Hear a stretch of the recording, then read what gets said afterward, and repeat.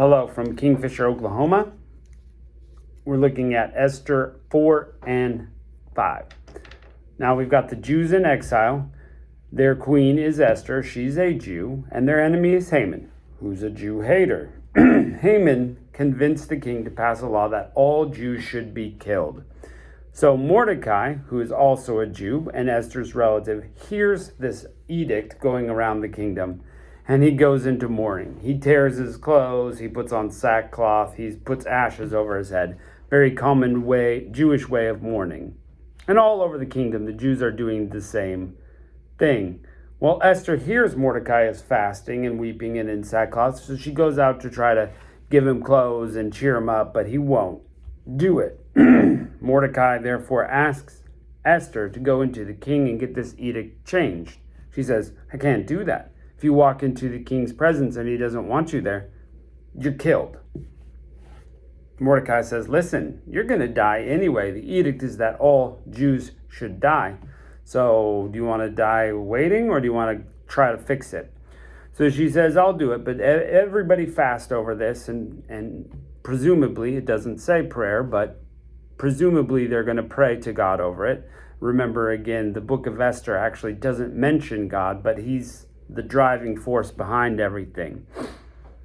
So they do it 3 days, fasting and praying. And so then Esther decides to go in before the king, and he holds the scepter out to her, granting her permission to be in his presence. That is a blessing from God.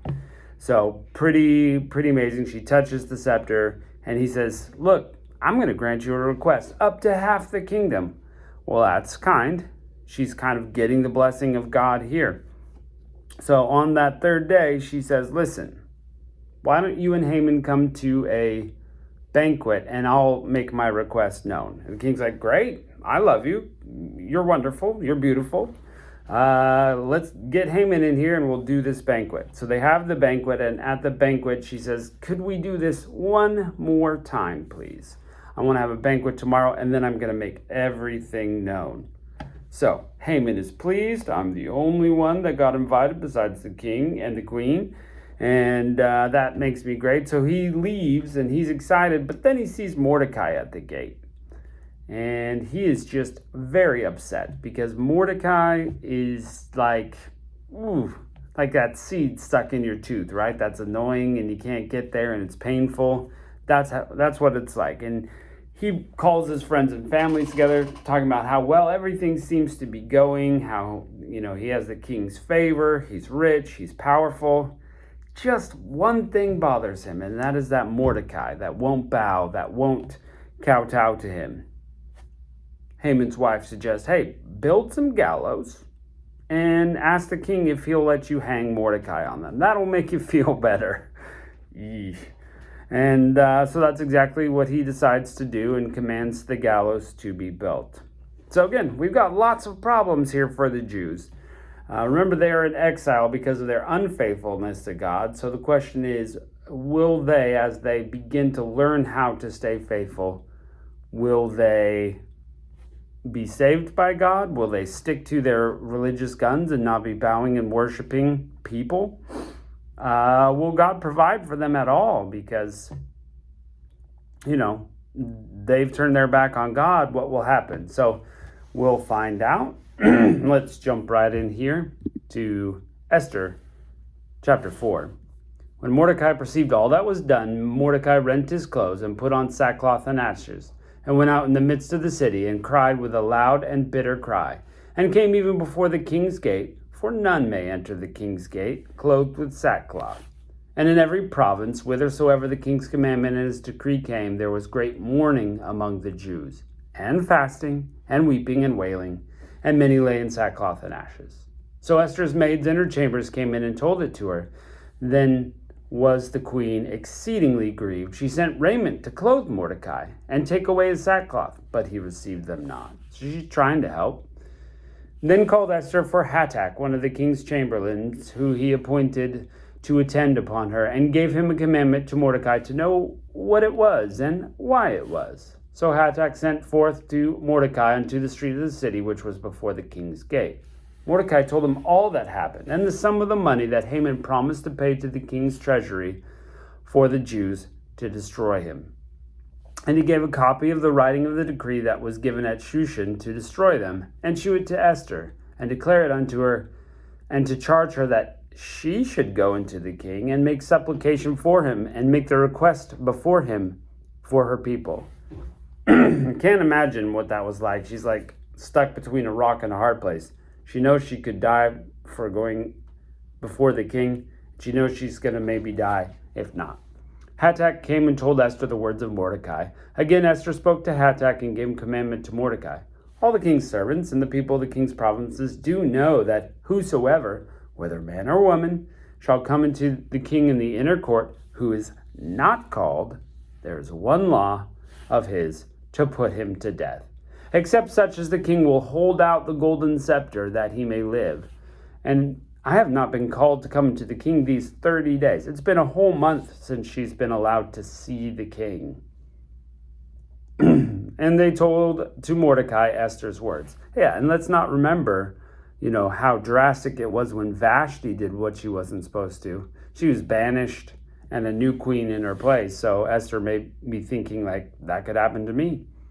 Mordecai commanded to answer Esther, think not thyself that thou shalt escape from the king's house more than all the Jews.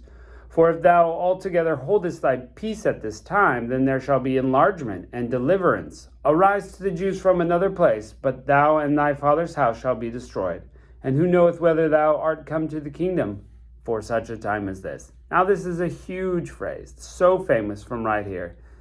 For such a time as this. And again, this is a reference to God. God is putting you in a place for just such a time to accomplish just such a purpose that he has in mind. So that's something we should keep in mind as believers. What is our purpose where we are? Maybe we can do some good where God has us. We might be in a tough spot, a spot we don't like. We may be looking forward to things changing. But, we could be the one that God has for such a time as this. Then Esther bade them return to Mordecai this answer. Go, gather all the Jews that are present in Shushan, and fast ye for me. Neither eat nor drink for 3 days. Eating and drinking for 3 days. Wow. That's fasting that long from even water. Pretty intense. Night or day. I also and my maidens will fast likewise, and we will go into the king, which is not according to the law. And if I perish, I perish. Pretty brave. Could you do it? So Mordecai went his way and did all according to Esther had commanded him. Chapter 5. Now it came to pass on the 3rd day, Esther put on her royal apparel and stood in the inner court of the king's house over against the king's house. The king sat on his royal throne in the royal house over against the gate of the house. And it was so when the king saw Esther, this is the moment of truth, he sees her. She's not supposed to be there. She's been fasting, but now she's dolled herself up and ready to go. She obtained favor in his sight. And the king held out to Esther the golden scepter which was in his hand, and Esther drew near and touched the top of the scepter.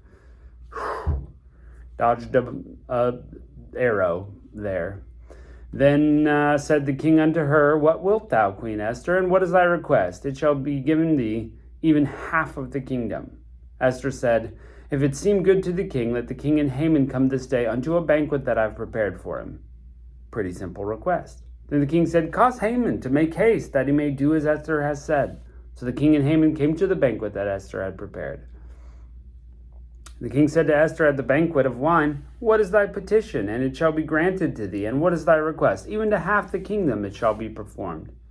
Then Esther said, And my petition and request is this, if I have found favor in the sight of my king, and if it please the king to grant my petition and perform my request, let the king and Haman come to the banquet that I shall prepare for them, and I will do tomorrow as the king has said.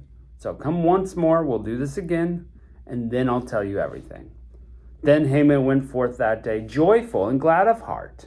Yeah, he's awesome. He got invited, just he and the queen with the king. I mean, this is a big deal.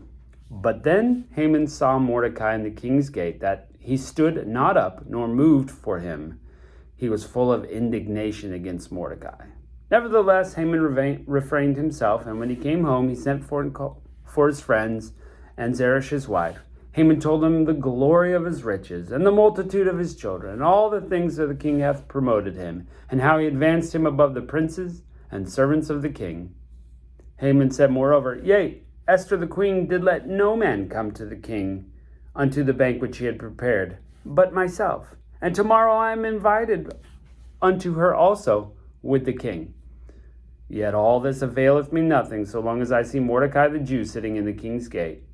Then said Zeresh his wife and all his friends unto him, Let the gallows be made 50 cubits high, which is 75 feet. And tomorrow speak thou of the king, that Mordecai may be hanged thereon. Then go thou merrily into the king and the banquet. And this pleased Haman, and he caused the gallows to be made. So, we're really getting to it now. Tomorrow is the banquet where Esther's going to ask for the truth. Tomorrow is Haman trying to kill Mordecai. And it all hinges for the Jews all over the kingdom that Esther can make this request that they live instead of die. So, pretty intense. And they've all got to rely on God that it will happen, because so far, he's kind of given them some favor.